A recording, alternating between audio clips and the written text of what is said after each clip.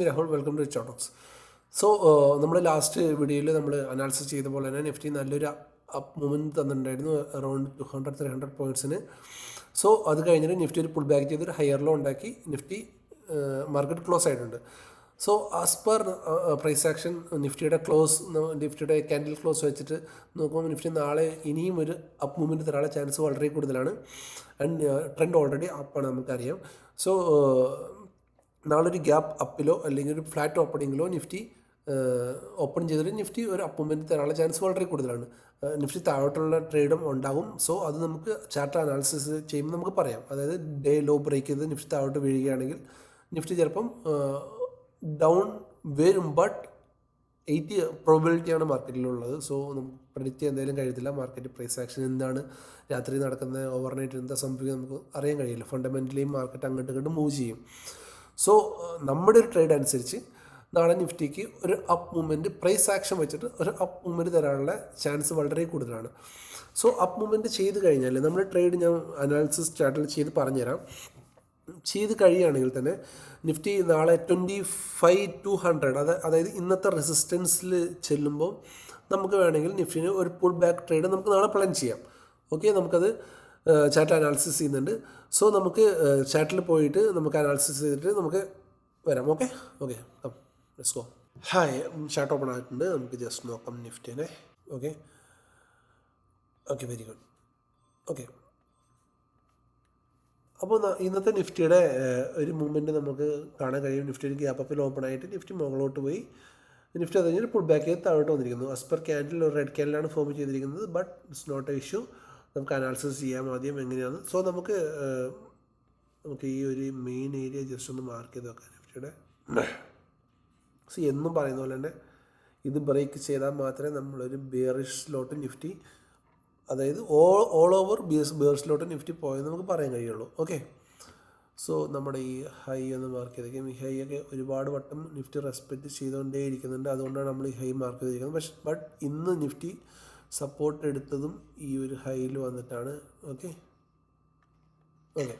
So നമ്മുടെ ഈ ഒരു ഏരിയ നമ്മൾ മാർക്ക് ചെയ്ത് ചെയ്തിട്ടുണ്ട്, കാണുന്നുണ്ടല്ലോ അല്ലേ. സോ 1 അവർ ലാസ്റ്റ് ഈ ക്യാൻഡിൽ നിങ്ങൾ കാണുന്നുണ്ടോ?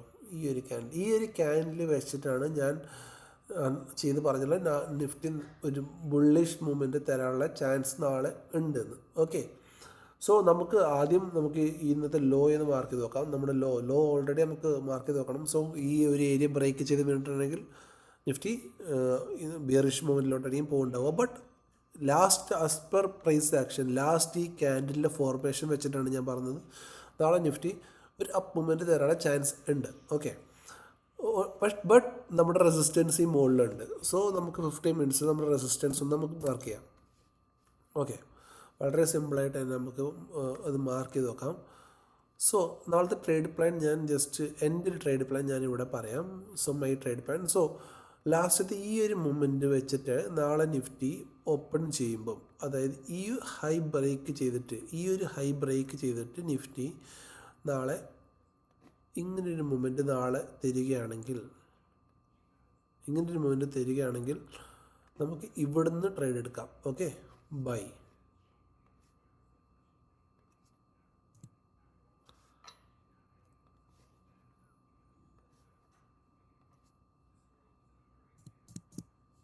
ഓക്കെ, ബട്ട് ഒരു ഗ്യാപ്പ് അപ്പ് ആണെങ്കിൽ നമ്മൾ വെയിറ്റ് ചെയ്യും.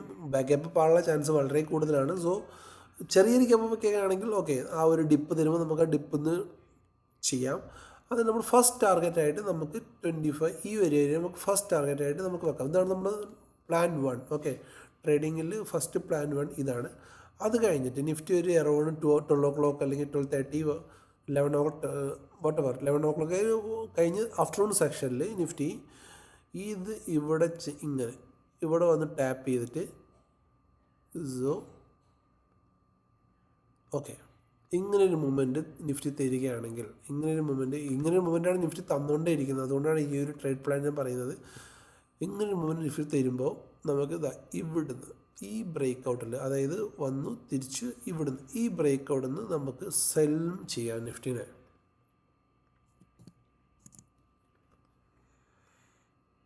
ഓക്കെ, രണ്ട് ട്രേഡ് ഉണ്ട്. ഒന്ന്, അതായത് ഒരു നല്ലൊരു ഗ്യാപ്പ് അപ്പിലാണ് നിഫ്റ്റി ഓപ്പൺ ആവുന്നതെങ്കിൽ നമുക്ക് ഇവിടുന്ന് ഈ സെല്ല് ചെയ്തിട്ട് നിഫ്റ്റിനെ ട്രേഡ് 1 ട്രേഡ് 2 ആയിട്ട് നമുക്ക് പ്ലാൻ ചെയ്യാം. സെല്ല് ചെയ്യാം, സെൽ ഓൺ റൈസിൽ ട്രേഡ് ചെയ്തിട്ട് നിഫ്റ്റിനെ താഴോട്ട് ഈ ഒരു ലോ അല്ലെങ്കിൽ ഈ ഒരു ലോ നമുക്ക് ട്രേഡ് ഈ ഒരു ഡേ ലോയും ചെയ്യാം, വെക്കാം നമുക്ക് ടാർഗറ്റായിട്ട്. ഈ ഒരു ലോ ഒക്കെ റെസ്പെക്റ്റ് ചെയ്യുന്ന ലോസാണ്. ഓക്കെ, അപ്പോൾ ഈ ഒരു ജസ്റ്റ് ഇത് മാർക്ക് ചെയ്യാം.